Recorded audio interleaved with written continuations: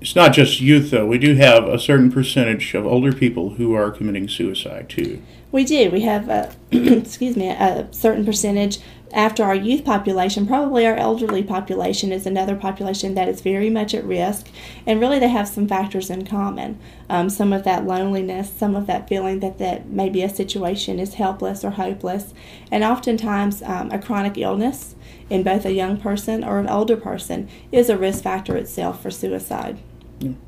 I've had friends and relatives on both ends of the spectrum to commit suicide. And I've often wondered, was there anything that I could have done, in hindsight?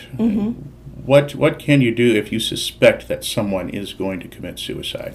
If you think that someone is at risk of suicide, or that maybe they're having thoughts of suicide, one of the things that you can do is to talk with that person and let them know that you've seen some of those warning signs, and to talk with them and let them know that you're very concerned about them, that you care about them, and that you want to try to help them.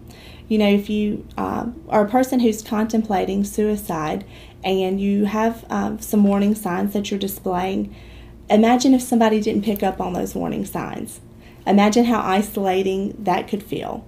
So to have a friend, to have a family member that could come to you and say that they were concerned, that they want to help you get help. And used to, we didn't want to ask people if they were thinking about suicide.